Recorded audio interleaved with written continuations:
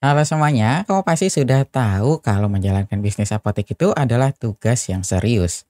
Kesehatan dan kesejahteraan banyak orang bergantung pada apotek. Dan setiap aspek dari bisnis ini harus berjalan dengan lancar. Tapi, tahukah kamu bahwa ada cara yang lebih efisien dan canggih dalam mengelola bisnis apotekmu? Di video ini, saya akan menjelaskan tentang demo Akuret POS, aplikasi kasir yang akan merubah cara kamu dalam menjalankan bisnis apotek.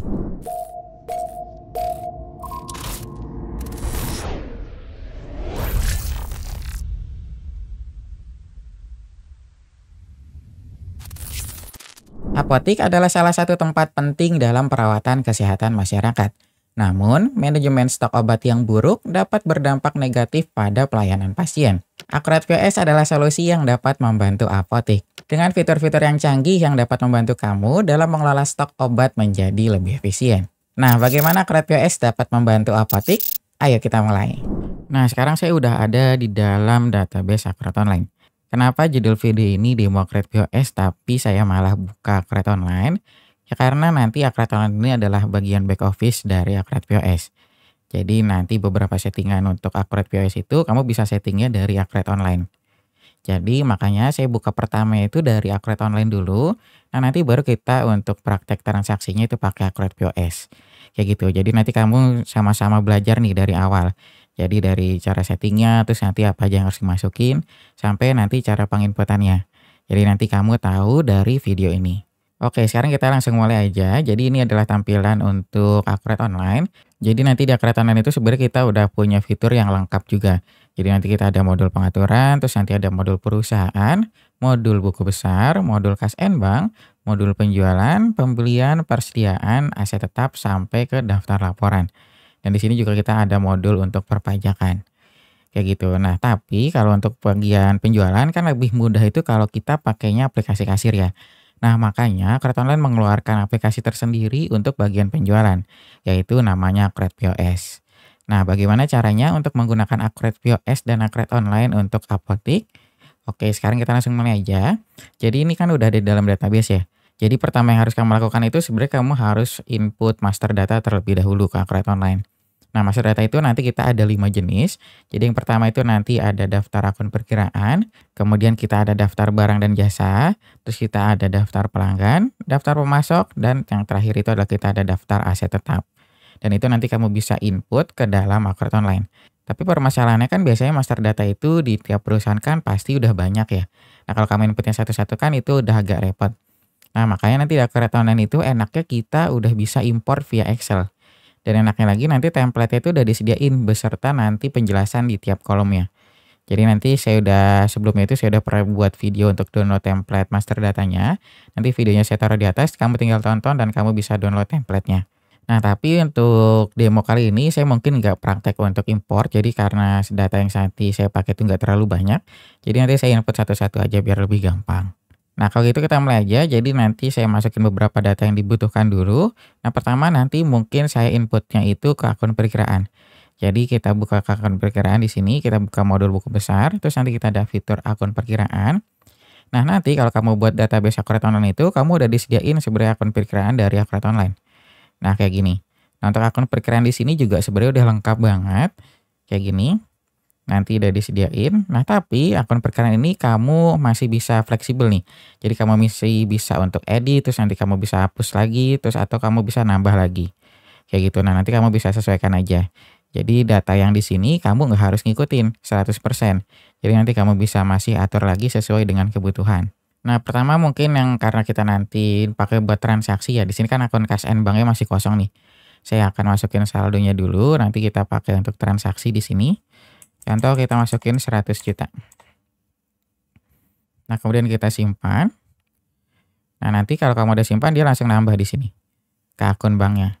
Nah, selanjutnya nanti kita tambah juga akun untuk transaksi di outletnya. Jadi biasanya kan outlet itu kalau pembayaran tunai kan dia masuk ke kasnya tersendiri ya. Nah, nanti kita bikinin dulu akunnya. Ini kita masukin ke kas and bank aja induknya. Nanti kita buat contoh kita mau buatnya kas toko di sini. Kita simpan. Nah, nanti dia akan masuk di sini kas toko. Jadi kas toko ini nanti gunanya itu kalau ada transaksi tunai, nah nanti transaksinya itu masuk dulu ke kas toko di sini. Jadi kamu bisa kelihatan nih antara kas toko sama kas yang punya kamu sendiri. Kayak gitu, nanti kelihatan bedanya. Nah, jadi nanti si kas toko ini kita gunakan untuk transaksi tunai yang ada di tokonya. Jadi nanti kelihatan nih kita jumlah nominalnya di tiap akun kas dan bank di sini. Jadi nanti enak, dia terpisah dia. Nah, selanjutnya selain kas toko ini kita nanti nambahin untuk transaksi yang non tunainya. Kita masukin ke kas N Bank lagi. Ini kita akunnya kas N Bank induknya. Contoh kita nambahin ke Bank BCA Toko. Nah, ini nanti gunanya kalau misalnya contoh kita ada transaksi lewat edisi BCA nih. Nah, nanti transaksi tersebut kita tampung dulu di akun ini. Kayak gitu. Nah, nanti kita contohnya cuma satu aja di sini, tapi kalau kamu butuhnya ada lebih dari satu nih, kamu tinggal tambahin aja. Soalnya nanti data di Akurat Online itu kita nggak ada batasnya, jadi kamu bisa tambahin sesuai dengan kebutuhan. Nah, sekarang kita udah berhasil nih, kita udah punya akun kas toko sama Bank BCA Toko. Jadi nanti ini kedua akun ini yang kita pakai untuk transaksi pakai POS-nya. Nah, terus nanti kita untuk transaksi pembelian barangnya, kan nanti kita pasti beli barang nih untuk stok ya. Nah, nanti kita pakai akun bank di sini untuk transaksinya. Nah, sekarang kita udah selesai ini di bagian akun perkiraan. Kemudian yang harus kamu input nanti itu di daftar karyawan. Karyawan ini nanti fungsinya itu yang untuk akses di Akurat POS-nya. Jadi kamu harus tambah dulu di karyawan di sini. Jadi nanti kamu tinggal pilih nih kamu mau nambahin berapa orang di sini. Nah, enaknya nanti di Akurat Online itu di Akurat POS maaf, itu kita nggak ada batasan untuk maksimal usernya. Dan udah gitu nanti kalau kamu tiap nambah user itu gratis tanpa biaya tambahan. Jadi nanti kamu tinggal sesuaikan aja dengan kebutuhan. Nah, ini saya nambah 1, kita tambah 2.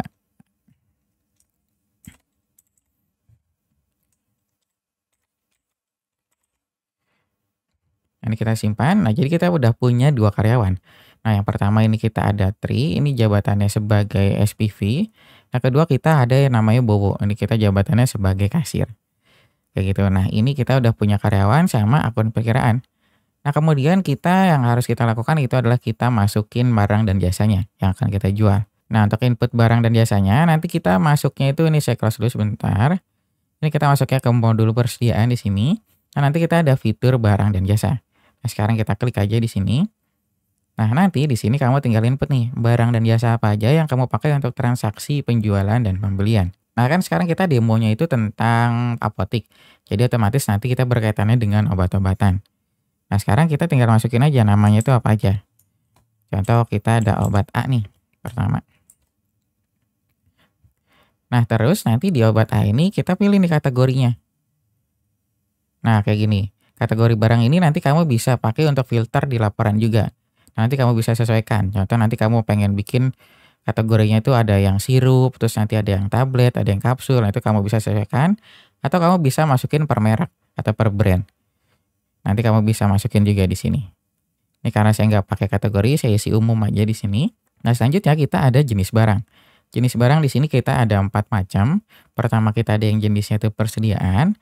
Nah, kalau ini nanti kamu kontrol stoknya. Kalau yang jenis persediaan ini. Nah, kalau yang kedua kita ada non persediaan. Nah, kalau non persediaan ini stoknya itu dia nggak bisa dikontrol.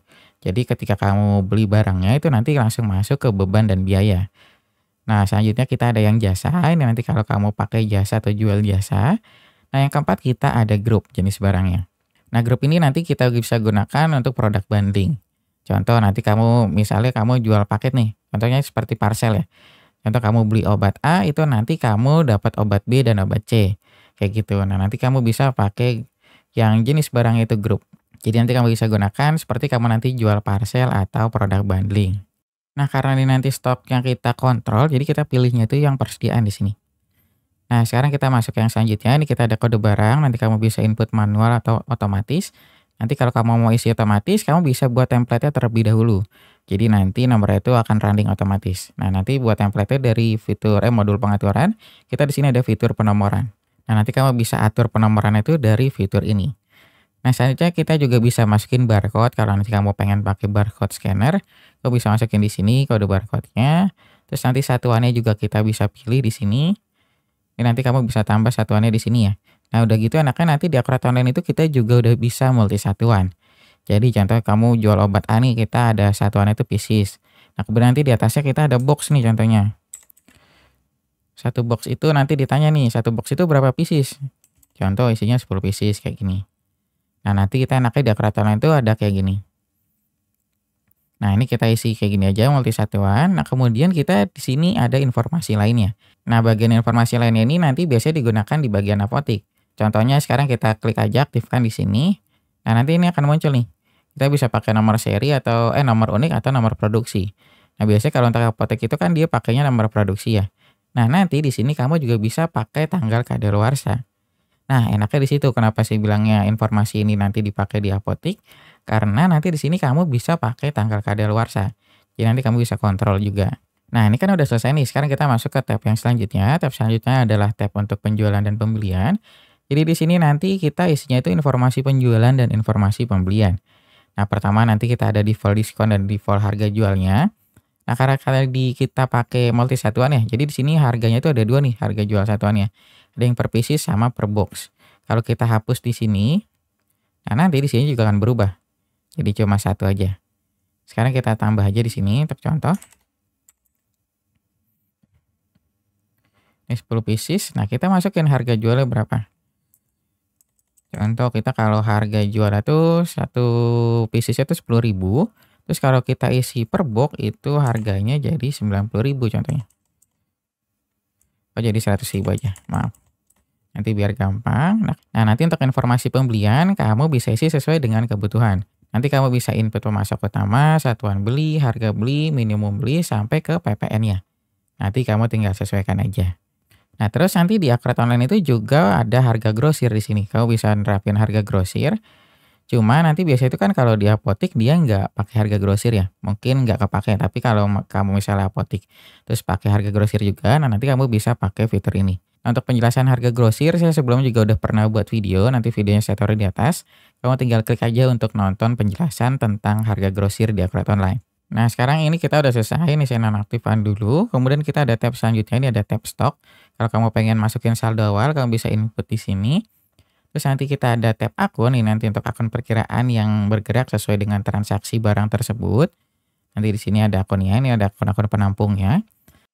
Nah, selanjutnya kita nanti ada tab gambar. Tab gambar di sini nanti kalau kamu masukin gambar, nah itu akan muncul juga di gambar akurat POS. Jadi nanti akan tampil itu di akurat POS-nya. Nah, sekarang kita coba contohin aja, kita upload. Ini saya upload gambar asal aja di sini. Nah, contohnya kayak gini. Nah, ini nanti akan tampil di akun POS. Nah, terus yang terakhir di sini kita ada tab lain-lain. Ini paling nanti untuk catatan aja sama dimensi dan beratnya. Nanti kamu bisa masukin di sini. Nah, kan gini kita udah selesai ya. Kita udah input semuanya, sekarang kita tinggal simpan. Nah, nanti kalau udah kamu simpan, dia akan langsung masuk di daftar di sini. Daftar barangnya. Jadi nanti setiap barang dan jasa yang kamu input akan muncul di sini semuanya. Nah, ini sekarang kita udah selesai untuk input barangnya nih. Jadi kita udah punya satu barang, cuma kan di sini stoknya masih 0 ya. Dan berarti kita nggak bisa pakai untuk jual kalau kayak gini. Otomatis kita harus nambahin terlebih dahulu. Nah, untuk nambahinnya berarti kita harus beli ke pemasok. Nah, nanti untuk beli pemasoknya kita menyediakan modul pembelian. Jadi nanti enak nih. Jadi ketika kamu beli barang, nanti juga langsung masuk ke akret online. Nah, untuk alur pembelian ke pemasok, nanti kita ada di modul pembelian di sini, nanti kamu bisa klik. Nah, untuk alurnya nanti kita mulai dari pesanan pembelian, penerimaan barang, faktur pembelian, dan pembayaran pembelian. Dan ini adalah alur pembelian yang ada di akret online. Nah, untuk alur ini kamu nggak harus ngikutin 100%. Jadi nanti kamu bisa sesuaikan dengan kebutuhan yang ada di perusahaan kamu. Contoh, ternyata kan di sini kita mulainya dari pesanan ya. Ternyata kamu nggak mulai dari pesanan nih, kamu langsung faktur. Itu bisa nggak, Mas? Nah, itu bisa. Jadi nanti kamu tinggal masuk aja langsung ke faktur, terus masuk ke pembayaran pembelian. Atau kamu bisa terima barang dulu, baru faktur, baru pembayaran. Kayak gitu, jadi nanti kamu tinggal sesuaikan aja. Nah, yang paling penting untuk transaksi tersingkat di akret online itu kita mulai dari faktur pembelian sampai ke pembayaran pembelian. Jadi faktur ini nanti kita untuk pengakuan hutangnya, dan kemudian pembayaran pembelian ini nanti kita untuk pelunasan hutangnya atau pembayarannya. Kayak gitu, jadi nanti kamu tinggal sesuaikan aja dengan kebutuhan. Nah, sekarang saya akan contohinnya itu mulai dari pesanan pembelian aja. Jadi kamu biar lihat prosesnya itu dari awal kayak gimana di akret online. Jadi sekarang kita mulai untuk input pesanan pembelian di sini. Kamu tinggal klik aja fiturnya. Nah, nanti di sini ditanya nih, kamu belinya itu dari pemasok mana? Nah, karena sekarang saya belum ada datanya untuk daftar pemasoknya, ini kan kita masih kosong ya. Saya tinggal input aja manual di sini. Contoh kita masukin pemasok A namanya. Kita simpan. Nah, terus kita tanggalnya nanti kamu ditanya juga nih, tanggalnya itu tanggal berapa belinya, pesannya maaf. Nah, kemudian kamu tinggal pilih barang yang mau dibeli apa. Karena kita baru punya satu barang, kita beli barang ini dulu nih. Nah, nanti ditanya, kita mau beli barangnya itu berapa. Contoh kita mau beli 100. Nah, ini kan kita ada kuantitas ya. Dari sini juga nanti ada satuan yang muncul nih. Nah, karena tadi kita pakai multi satuan, nanti kamu bisa pilih. Kamu belinya itu per box atau per pieces di sini. Nah, kayak gitu nanti enak. Jadi karena multi satuan, jadi nanti kamu pas beli, nanti ada pilihannya kayak gini. Cuma kalau kamu pakainya satu satuan aja, ya berarti nanti munculnya cuma satu aja, pieces atau box gitu. Jadi kamu nggak bisa milih lagi. Nah, ini contohnya saya belinya itu pakai pieces di sini. Nah, harganya berapa? Nanti ditanya nih. Contoh kita belinya itu 5.000 satu piecesnya. Berarti kita nanti total pembelian itu 500.000. Nah, terus nanti juga kamu di sini bisa milih gudang nih. Kamu masuknya itu ke gudang mana? Kayak gitu. Ini kita pilih di gudang utama. Jadi karena kita belum nambah gudang, oh ya sebagian informasi kan tadi saya belum menjelasin ya. Jadi di Acrobat itu juga kita ada fitur untuk multi gudang. Jadi kalau kamu punya banyak gudang, kamu bisa milih di sini. Cuma karena saya nggak pakai fiturnya, saya baru cuma satu aja, berarti saya pilih yang utama. Kayak gitu. Nah, nanti kalau untuk info lainnya paling untuk keterangan aja. Nah, nanti gambar ini adalah gambar untuk barangnya. Kan tadi yang saya upload ya, jadi munculnya gambar ini. Nah, kalau udah oke, ya berarti kamu tinggal lanjut aja di sini. Nah, berarti kamu udah pesen obat A nih sebanyak 100 pieces dengan harga 5.000 per piecesnya. Kayak gitu ke pemasok A namanya. Nah, kalau udah oke, kamu tinggal simpan aja. Oh, maaf ini alamatnya belum diisi. Sekarang saya isi dulu sebentar. Ini saya edit. Ini saya isinya Bekasi contohnya. Nah, ini saya simpan. Nah, nanti di Acrobat Online setiap transaksi yang kamu input itu nanti Acrobat Online menyediakan template untuk print out-nya. Jadi kalau kamu udah selesai input transaksinya, nanti kamu klik daftarnya. Nanti kamu tinggal pilih nih. Ini kan nanti akan muncul di daftar transaksinya itu ada apa aja. Kamu tinggal klik. Nah, nanti di sini ada pilihan untuk cetak. Nah, nanti tampilannya kayak gini. Nah, ini adalah hasil cetakannya kalau kamu pengen print out. Jadi nanti kelihatan nama perusahaannya, terus nanti jenis transaksinya apa, sama itemnya itu apa aja nanti kelihatan di sini. Dan ini nanti masih bisa kamu edit sesuai dengan kebutuhan kamu. Nah, nanti untuk editnya kamu disediakan fiturnya itu namanya desain cetakan di sini, di modul pengaturan juga. Nah, terus kan ini kita udah selesai ya, kita udah buat pesanan pembelian. Nah, langkah selanjutnya adalah kita penerimaan barang ya. Jadi setelah kita udah pesen, otomatis supplier itu kan atau pemasok ngirim barangnya ke kita ya. Nah, nanti kita pakainya itu fitur penerimaan barang. Berarti barangnya udah datang nih, kita udah terima barangnya. Nah, nanti kita tinggal pilih aja tuh terimanya dari supplier mana. Nah, tadi kan kita dari pemasok A ya, sekarang kita pilih pemasok A. Terus nanti kita tinggal klik ambil aja dari pesanan di sini. Nomor terimanya diisi dulu. Nah, untuk nomor di sini kita ada dua nih. Saya jelasin sekalian ya. Jadi ada nomor terima, terus sama ada nomor form. Nah, nomor form ini adalah nomor internal untuk perusahaan kamu. Nah, nomor terima ini adalah nomor surat jalan yang didapat dari supplier. Jadi kalau kamu penerimaan barang kan itu otomatis kamu dapat surat jalan ya dari suppliernya. Dan nanti nomornya kamu input di sini. Kamu masukin aja di sini. Kayak gitu. Nah, sekarang kalau udah kamu masukin baru kamu tinggal klik ambil. Nanti ambil dari pesanan. Nah, kayak gini. Berarti nanti yang muncul itu dia nama itemnya. Ini kan tadi obat A ya. Terus nanti sama kuantitasnya. Dia ada berapa. Ini kan tadi kita pesan 100 pieces ya. Nah, nanti kalau kamu klik barangnya di sini, nah nanti kamu diminta untuk masukin nomor seri atau nomor produksi di sini. Jadi selain rincian barang, ini kan tadi rincian barang itu cuma nama barang, terus nanti ada kuantitas sama gudangnya. Kamu mau masukin ke gudang mana. Nah, nanti kamu ada tambahan untuk tab nomor seri atau produksi. Nah, di sini nanti kamu masukin nomor produksinya dan tanggal kadaluarsa. Yang tadi udah kita input pas kita input barangnya kan ya. Jadi ketika kita input master barang, tadi kan kita ada aktifkan untuk informasi tanggal kadaluarsa. Nah, nanti untuk penginputan barangnya dia ada di sini nih. Nah, nanti kamu tinggal masukin nomor produksinya itu berapa. Contoh kita isi asal aja ya di sini. Nah, nanti nomor produksi ini itu kita adanya berapa pieces kuantitasnya. Contoh kita ada 50 yang nomor produksinya ini. Nah, tanggal kadaluarsa itu kapan? Contoh kita akhir bulan Desember contohnya. Nah, kalau udah oke, tinggal enter. Nah, kan ini kita baru 50 ya. Kita kan tadi misalnya 100, berarti tinggal 50 lagi. Nah, 50 lagi nomornya berapa kamu isi sampai lengkap. Nah, tanggal kadaluarsanya kita samain aja. Kalau udah oke, kamu enter. Kayak gini. Nah, berarti ini udah selesai nih. Kita punya 50 dan 50. Jadi nanti totalnya itu kita udah ada 100 kuantitasnya. Nah, kalau udah oke, kalau untuk di sini paling info lainnya itu sama, ada keterangan, sama ada nomor pesanan di sini, sama gambar. Gambarnya juga sama. Ini kita klik lanjut aja di sini. Nah, ketika kamu input penerimaan barang, otomatis nanti ada laporan yang bergerak juga. Ini saya bukain laporannya dulu, biar kamu nanti kelihatan bedanya. Pertama, saya akan buka laporan neracanya. Selanjutnya nanti saya buka itu laporan barangnya. Kita masukin ke persediaan, kita buka kartu stok.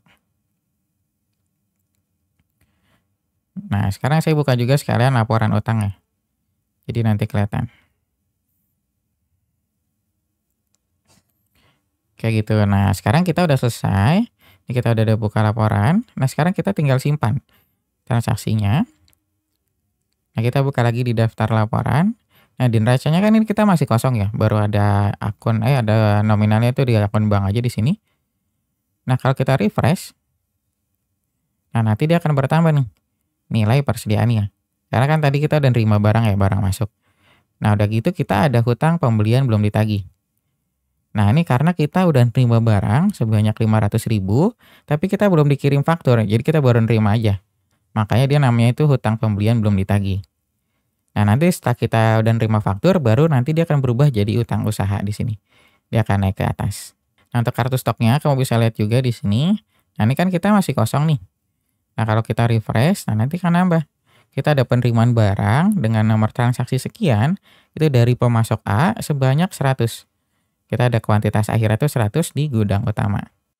Nah, selanjutnya karena tadi kita pakai fitur tanggal kadaluarsa ya.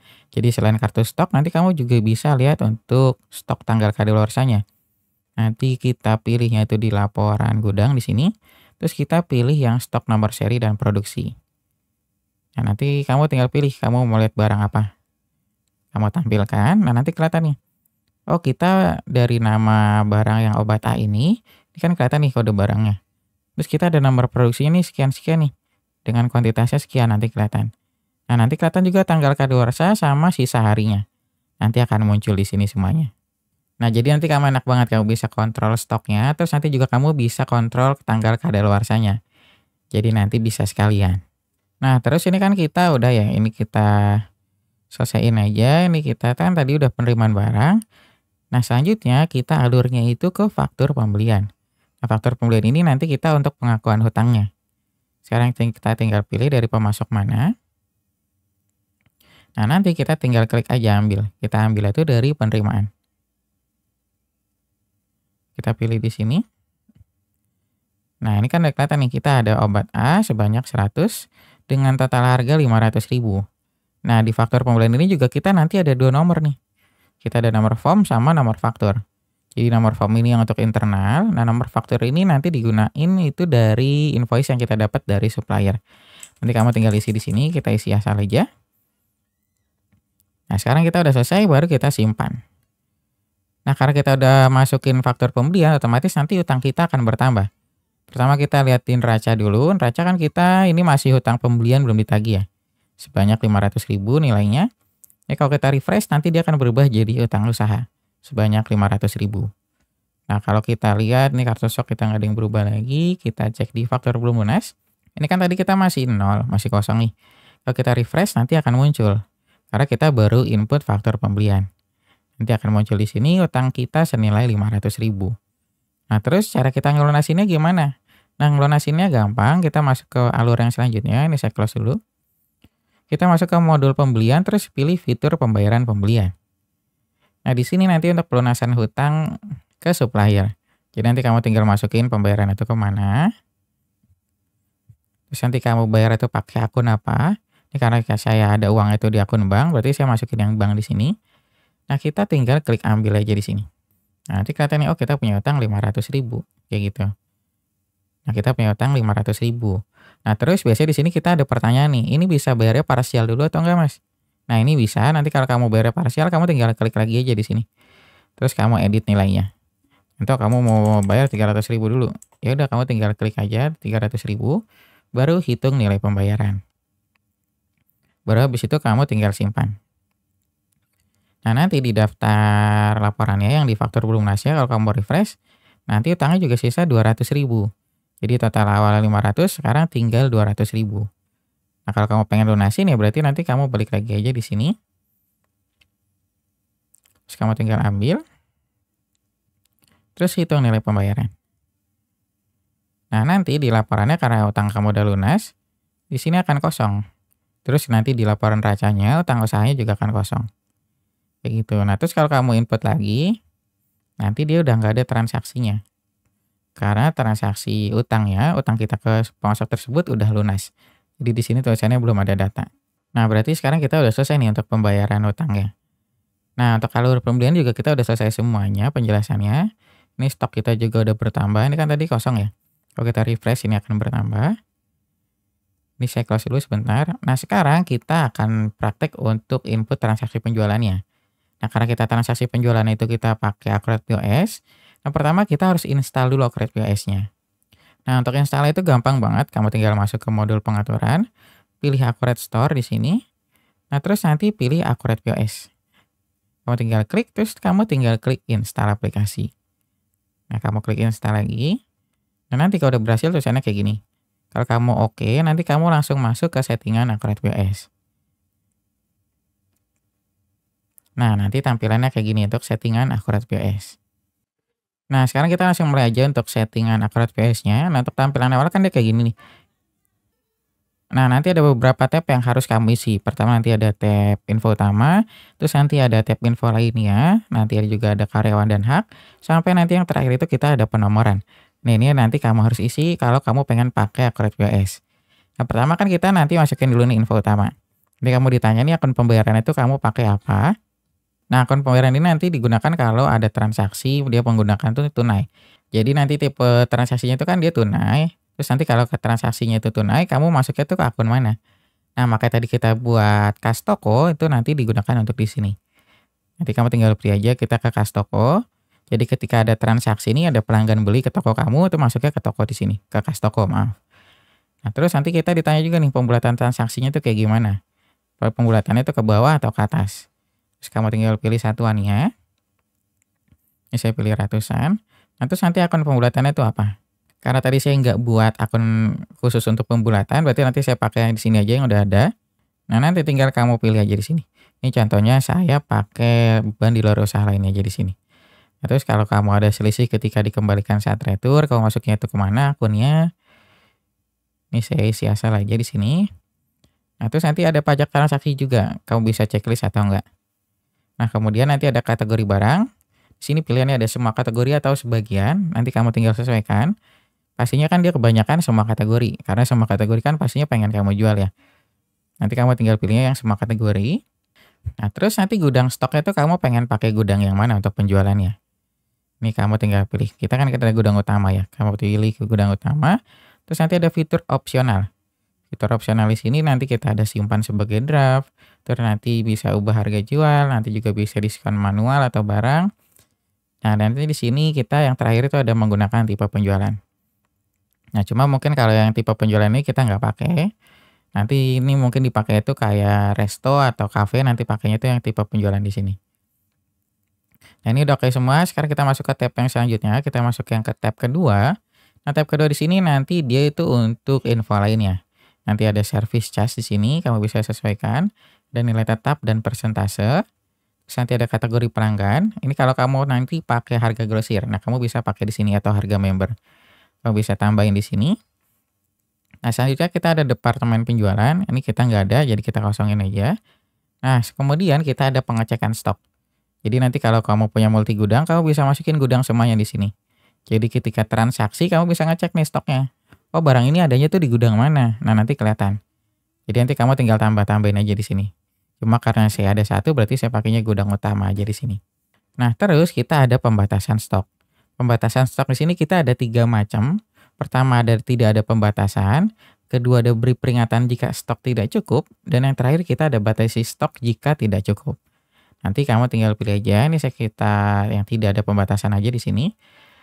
Nah, terus ini kita ada flow checkout pesanan. Kita ada yang langsung bayar atau open bill. Nah, open bill ini nanti kita itu sebenarnya dia fitur baru. Mungkin nanti saya jelasinnya itu di video terpisah untuk fitur open bill di AcroAdVS.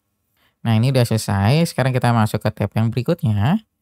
Tab yang berikutnya adalah karyawan dan akses. Di sini kita tinggal pilih. Ini kan kita tadi masukin karyawan 2 ya. Nah, nanti Tri ini sebagai supervisor. Nah, terus nanti Bowo sebagai kasir. Nah, nanti kamu tinggal masukin di sini nih. Nah, kalau kamu pengen nambah lagi perannya di sini, kamu tinggal klik aja tambah peran di sini. Nanti kamu juga bisa masukin aksesnya sesuai dengan kebutuhan. Nah, saya close. Ini kan udah. Kita masuk ke tab yang keempat. Tab keempat ini nanti untuk daftar pembayaran yang non tunai. Jadi kan kita udah nambahin akun BCA ya untuk edisi. Nah, sekarang kita tinggal masukin tipe pembayaran itu apa. Kita pilih yang edisi. Nama banknya Bank BCA. Nah, akun bank ya untuk pembayaran kita masukin yang Bank BCA toko di sini. Kamu tinggal klik lanjut. Nah, terus nanti kita tinggal masuk ke desain stroke. Desain stroke ini kita nggak ada yang diubah, kita pakai yang bawaan aja karena kita nggak ngeprint juga kan di sini. Nah, nanti yang terakhir itu kita ada perangkat POS. Perangkat POS ini nanti kalau kamu bisa pakai multi device. Contohnya itu kayak di supermarket kan biasanya dia dalam satu cabang itu punya beberapa komputer kasir ya. Nah, nanti kamu bisa pakai multi device untuk seperti kayak gitu. Jadi nanti kamu tinggal sesuaikan aja dengan kebutuhan. Nah, untuk fitur yang tab yang terakhir, maaf ini untuk tab penomoran.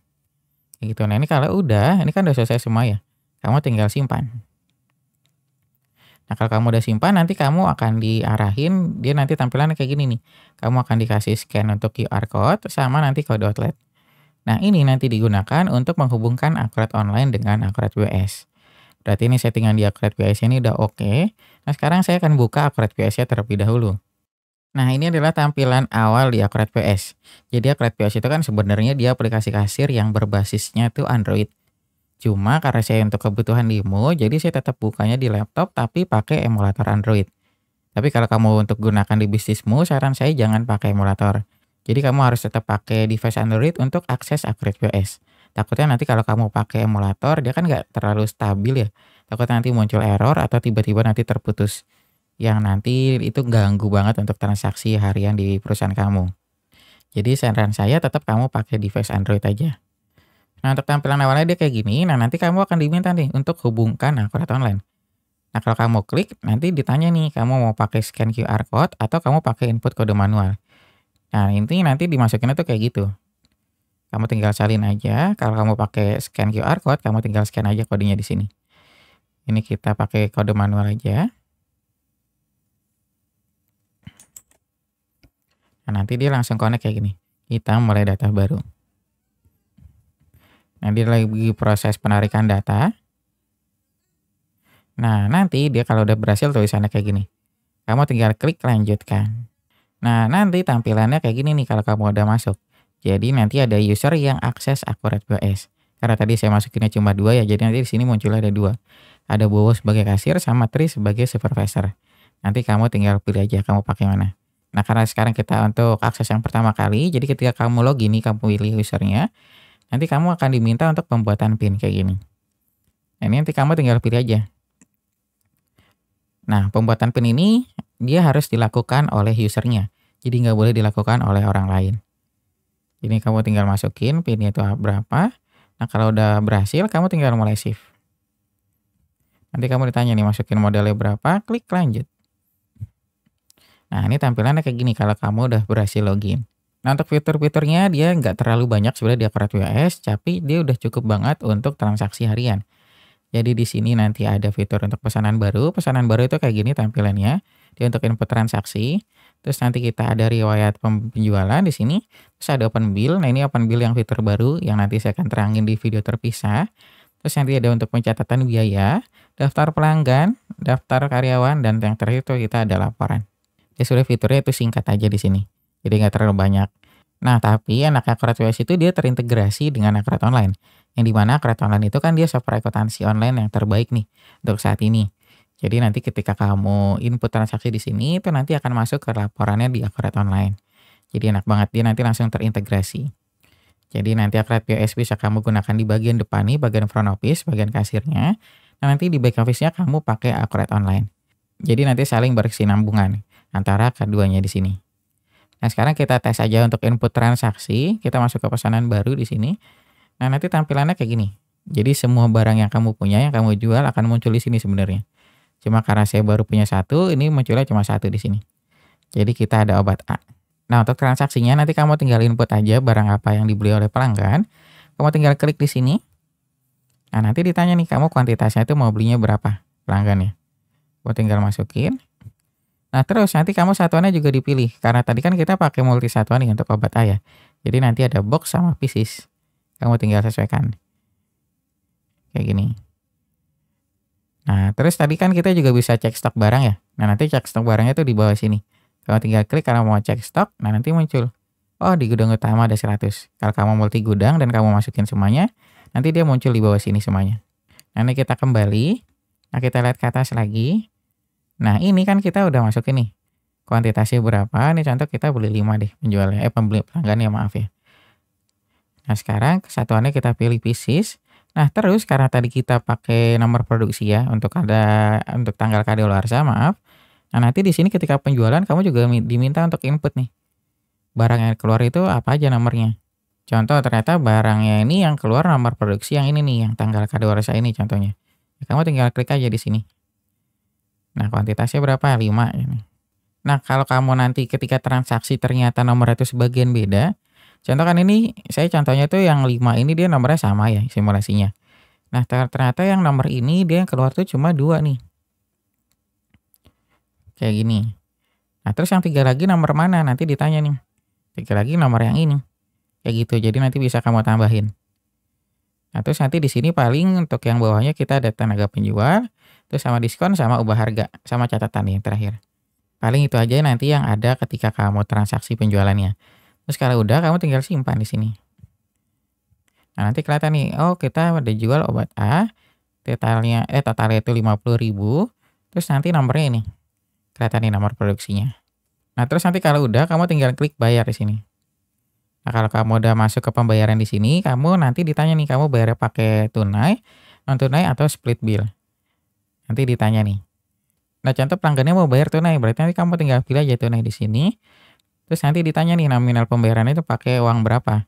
Contoh kita bayar pakai 100.000, kamu tinggal klik bayar. Nanti sini tulisannya transaksi berhasil, terus nanti ada kembali Rp50.000. Kayak gitu. Nah, nanti kamu bisa pilih cetak struk dan kirim struk juga di sini. Nah, kalau gitu kita klik selesai dulu di sini. Nah, kita cek nih di Acrobat Online itu beneran masuk atau enggak transaksi penjualannya. Ya kan tadi kita udah masuk transaksi penjualan ya 1 ya. Kita lihat di sini, ini saya close dulu.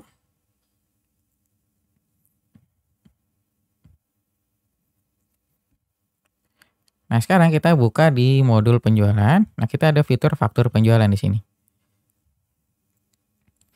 Nah, kita lihatnya di sini. Nah, kelihatan nih, oh ternyata tadi ada transaksi senilai 50.000. Kalau kamu klik, nah nanti kelihatan. Kayak gini nih. Nah, terus nanti kalau kamu klik lagi, dia kelihatan juga nih nomor produksinya yang keluar. Oh, ternyata yang keluar nomor produksi ini nih. Kita ada 2 yang ini dan ada 3 yang ini. Gitu, nanti kelihatan dia, langsung otomatis. Nah, kalau kita cek di laporannya, ini kan tadi kita gini nih. Laporan racanya, sekarang kita refresh. Nah, dia akan masuk nih. Karena tadi kita pelanggannya bayar itu pakai tunai, jadi masuknya ke kas toko. Karena tadi kita mappingnya kan akunnya itu ke kas toko ya, jadi munculnya di sini. Nah, terus nilai persediaannya itu akan berkurang. Nah, kemudian kalau kamu cek di laporan kartu stoknya, kan tadi kita masih 100 ya. Kamu refresh, nah nanti akan berkurang. Tinggal 95. Tadi kan karena kita keluar 5 ya. Jadi akan berkurang. Terus tadi ini faktor lunasnya kita nggak kepake, kita close. Nah, di sini ini kan kita tadi masih 50-50 nomor serinya ya. Nomor produksinya maaf, ini kita refresh, ini akan berkurang. Karena tadi kita udah keluar barangnya. Nah, secara laporan ini juga kita karena untuk transaksi penjualan ya. Berarti kita ada laporan lagi, dia itu di laporan keuangan, kamu bisa pilih laporan laba rugi. Nah, nanti kamu kelihatan nih. Kamu tinggal tampilkan, nah nanti kelihatan. Oh, ternyata kita ada penjualan sebanyak 50.000. Dengan beban pokok penjualan 25.000, berarti kita masih punya laba kotor 25.000. Nah, karena kita belum catat biaya operasional di sini masih kosong, berarti laba bersihnya di sini kita masih sama 25.000. Kayak gitu. Jadi nanti enaknya transaksi yang kita catat di Akurat POS itu akan langsung masuk ke Akurat Online. Jadi nanti enak banget. Jadi nanti di Akurat POS juga udah lengkap, terus nanti di Akurat Online juga fiturnya udah lengkap. Dan kedua aplikasi ini nanti sama-sama terintegrasi. Jadi nanti enak banget. Jadi nanti dari bagian front office kamu udah bisa input transaksi, bagian back office nanti kamu udah bisa buat laporan keuangannya. Nah, terus mungkin yang terakhir, ini kan kita belum ada beban operasional ya. Kita belum ada beban operasional, kita masih kosong. Nah, terus cara catatnya gimana kalau kamu ada biaya operasional? Nah, cara catatnya nanti kamu tinggal pakai modul Cash and Bank di sini, kamu pakai fitur pembayaran. Gitu. Jadi nanti fitur pembayaran ini bisa kamu gunakan untuk catat biaya operasional.